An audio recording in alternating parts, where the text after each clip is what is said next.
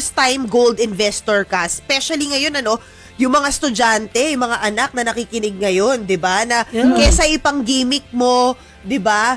I-invest mo na lang sa gold, 'di ba? Ano po yung tips nyo sa kanila? Anong klaseng gold ba yung dapat bilhin? In a form of sinusuot, wearable ba? Kasi may nakikita ko yung mga gold parang kasing laki ng SIM card, 'di ba? Yes, may yes. gold coins din. Ano po? Yes. Ano po yung maganda? So, advice ko sa kanila ngayon, okay? So, hanap kayo ng legit na pagbibilhan. Legit na seller, okay? So, hanap kayo, and then, pag nakahanap kayo ng legit na seller, ina-advise ko, better kung mga teenager kayo ngayon, yung mas pwede nyong isuot pa rin. Diba? Yeah. Yung maisusuot mo, maipoporma ko, daily use, diba? And then, pwede mo rin ipamana. Pero kung hindi ka naman mahilig sa alahas, why not mag-go kayo sa gold bar? Oo. Yan yung nakikita natin dun sa mga Chinese jewelry store. Doon ako first nung nag-Hong Kong ako. Doon ko Gold nakikita bar yung talaga. hindi, 'di ba doon sila first mamu yung parang card. Naka-card. Sabi ko, bakit card? Bakit parang kumbaga in a shape of a monkey or kung ano mang here that is, 'di ba? Na parang kasi iniisip mo dati nung bata kapag gold necklace, alahas, hindi, 'di ba? Parang or gold bar, yung iba ginagawa ka nila in the form of yun nga mga design. Mga zodiac sign Oo, nila. or card, 'di ba? Card na pangalan Yan, nila, nakita ko card ng na card ganito. Oo. Yun nga. So ganun pala yun, Miss Mayet. Yes, ang tawag sa kanila gold sheet. Sheet. Gold pa rin siya, pero in form ng sheet. Oo. Magkano yun? Yeah. Depende. Yeah. Magkano yun? Depende. Magandang investment din yun. Mm-mm. Oo. Pero yung ano po, nakwento nyo sa akin kasi recently may nilaunch kayo. Parang tama ba yung isang artista na matagal or client nyo na matagal nang bumili ng gold, binayback niyo yung gold nila, tapos gusto nila ulit bilhin sa'yo. Tapos ayaw mo. Tapos ayaw niya bilhin, ayaw niya ibenta ulit. Ibenta. Ano yung istorya nun? Ano yung storya nun? Kasi tumaas. Yeah, actually, marami tayong mga buyers, okay, na gusto lang nila talagang pang-forma ang alahas. So, Okay. pag bumili nila, susuotin nila, then after a month, konting depreciation, okay na sa kanila, ibibigay nila uli sa akin. Ibebenta nila. So, ang pagkakamali lang kasi nila, parang binili lang nila yon one month ago, and then, syempre may konting depreciation, 5%, hindi na masama, di ba? Oo. So, nag-depreciate siya ng 5%, binili ko. And then, ang ginawa ko, tinago ko siya. Kasi, ano siya rare yung kanyang design.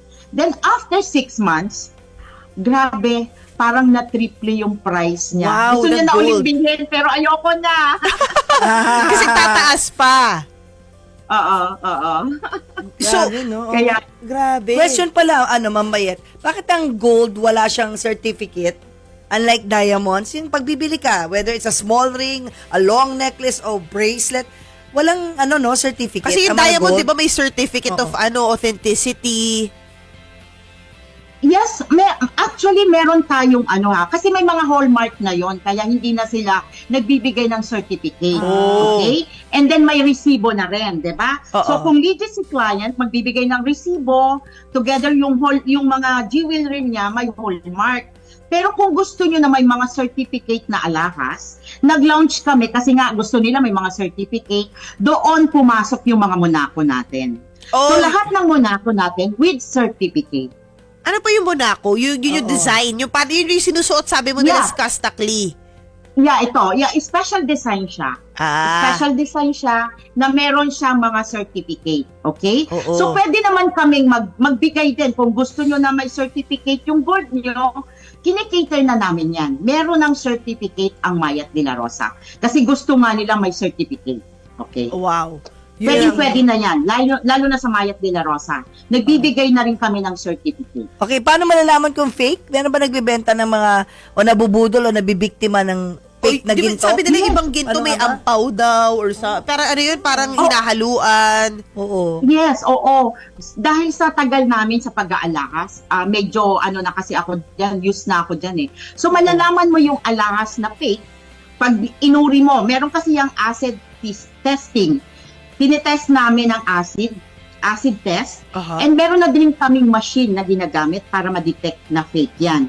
Pero sa amin, sa aming mga matatagal na, tingin pa lang namin, kaya na namin i-detect kung fake talaga yung alahas. Oo. Oo. Sa And inyo, then no? yung Sa sinasabi niyong may laman, yung merong mga pinapasok sa loob, alam na rin namin yan. Sa Oo. tagal namin sa pag-aalahas, Wait, curious, sinasabi namin sa kanila. curious lang ako, Miss Mayet, kasi yung mga artista sa inyo nagpo-pull out for mga awards night, di ba? Yes. Sa inyo, kagaya, nakita ko sila Enchong, napakadami pang iba. Ano yun, para bang sa Hollywood yun? Nagsasama ba kayo ng mga bouncer, ng mga bodyguard ninyo kasama nila? Ay, hindi. Ay, wow, trust Trust talaga. lang talaga. Grabe, Trust lang. nakakatakot. Diba, ang sabi ko nga sa inyo, ang pag-aalahas, trust lang yan. So, kami, hindi ako uunlad ng ganito kung walang nag-trust sa akin. So, paying back, nagtitiwala lang naman talaga ako. Ay, wow. Yun talaga ang jewelry. Yeah, yun. Puro tiwala. Pero I'm sure Talaga. dati nabudol ka na rin nung nag-uumpisa ka. Hindi naman sa sa jewelry, parang siguro mga isang one time lang, gano'n. Natuto na ako doon. And doon ako natuto. Oo. Buti Yes. na lang kalmado yung energy niyo, Miss Mayet, kahit na you're handling a luxury business. Fine jewelry. Oo, kailangan. Relax lang. Huwag nating gawing na mai-stress tayo sa jewelry. Gawin natin tong fashion. Gawin nating masaya yung buhay. Ganyan naman ang nagtatrabaho eh. Hindi dapat stressful yung mga ginagawa natin. So, katulad no, enjoy kayo sa ginagawa, ganun din kami. So, hindi sa amin stress yung maraming alahas. So, masaya ang maraming alahas, marami kang design na nakikita, marami kang natutulungan ng mga online seller. So, happy naman kami. Happy naman kami Question sa pala, aming ginagawa. Mamayet, ano yung pinakamahal na gold o pinakamagandang gold? Kasi may Dubai gold, may Oo. gold na China, may gold na... para sa mga katulad ko, no, na hindi naman ako well-versed sa gold, what is the best kind of gold? From where? Kung From what gusto mo ng country? panggamit, Oh, yes, wearable. oo. Kung gusto mo ng panggamit, mag-go ka sa Japan. Japan Japan gold. gold. Oh, kasi Yeah. po, Bakit? Kasi noon pa, Japan gold na yan, kilalang-kilala. Yung purity niya talaga is 75% yung gold. Okay?